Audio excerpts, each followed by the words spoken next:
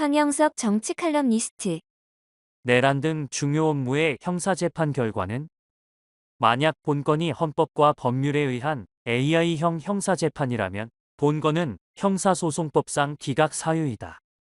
지난 2024년 12월 3일 비상계엄에서 윤석열 전 대통령에 대한 내란 우두머리 재판이라는 내란 등 중요 사건의 재판은 서울지방법원 형사합의 제25부가 제1심을 맡고 있으며 사건 담당 특별검사는 올 1월 9일경에 선고 예정이며 2월 16일경에 판결될 것이기에 대한민국 현대사에 또 한 번 전 국민들의 관심사가 되어 있다. 본 사건의 핵심적 쟁점은 2024년 12월 3일 비상계엄 선포 시도가 국회 기능 정지와 입법권 박탈을 목적으로 한 내란이냐, 정상적인 대통령의 직무로서 통치권의 발동이냐가 중요하다. 위 형사재판에서는 특검은 윤 전 대통령이 첫째 국회를 마비시키고 둘째 계엄 군부를 동원하여 권력의 유지와 연장을 시도했기에 내란 수괴로 보고 있다. 즉 선포 자체가 정당한 국가 비상사태가 아니었고 오히려 헌법 질서를 파괴할 의도로 보았다.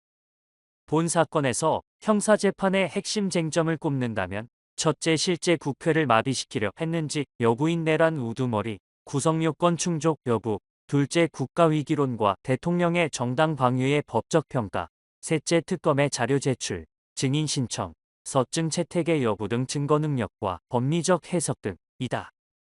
따라서 비상계엄 선포의 정당성과 이에 반하는 내란 의도에 대한 법리 판단이지만 더욱 중요한 것은 본건과 관련하여 적법한 수사기관에 의한 재판의 진행인가라는 점에서 지난 2025년 9월 11일 대법원 판례가 검사의 수사 개시 범위가 법률이 정한 한도 내에서만 적용해야 한다는 점을 분명히 했고 검찰이 법률에서 직접 수사할 수 있는 범위를 벗어나 수사하고 이를 근거로 공소를 제기한 경우에 그 공소 제기는 위법한 절차를 기초로 한 것으로 무효에 해당하고 공소기각 판결을 해야 한다고 판시한 대법원 판례를 적용하느냐 마느냐가 관건이다.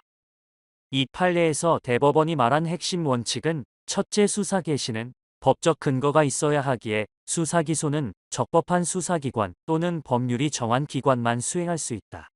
둘째 그 범위를 벗어난 수사 절차에 근거한 공소 제기는 법률 위반이기에 무효로서 형사소송법상 공소기각 사유가 된다.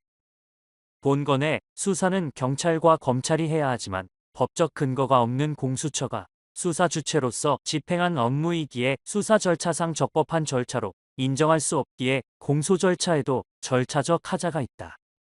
형사재판에서 형사소송법 제208조에 근거하여 판결의 7대 기본 원칙은 첫째 적법 절차의 원칙, 둘째 확정 판결 전까지는 무죄로 인정하는 무죄 추정의 원칙, 둘째 입증 책임은 검사에게 있는 입증 책임의 원칙, 셋째 의심스러울 때에는 피고인의 이익으로, 넷째 판결은 증거에 의해서만 가능한 증거재판주의, 다섯째 위법 수집 증거 배제의 원칙, 여섯째 판결은 공개된 법정에서 조사된 증거만으로 판단하는 공판 중심주의로 판결해야지 다른 변수가 적용되어서는 안 된다.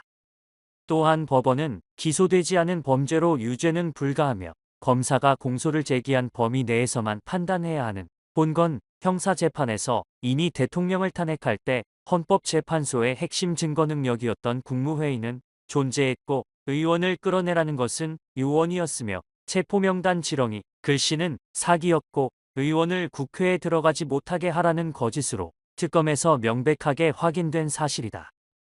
판사는 대한민국을 바로 세우는 앞잡이가 될 것인가? 대한민국을 망치는 앞잡이가 될 것인가? 직위원 판사가 국가적으로는 형사재판의 본질인 증거중심주의를 확립시키느냐, 그렇지 못하느냐? 와 개인적으로는 나라를 바로 세우는 지도자가 되느냐? 아니면 밥이나 잘 먹고 살아가며 눈치 보고 살아가는 평범한 판사가 되느냐? 의 차이가 있지만 현재의 시점에서 그의 판결에 따라서 대한민국이 생존하느냐 혹은 패망하느냐의 중대한 갈림길이기에 더욱 중요해진다. 나라를 위해 기도하는 국민들은 그가 잘하지도 못하지도 말고 법대로만 재판하기를 바란다.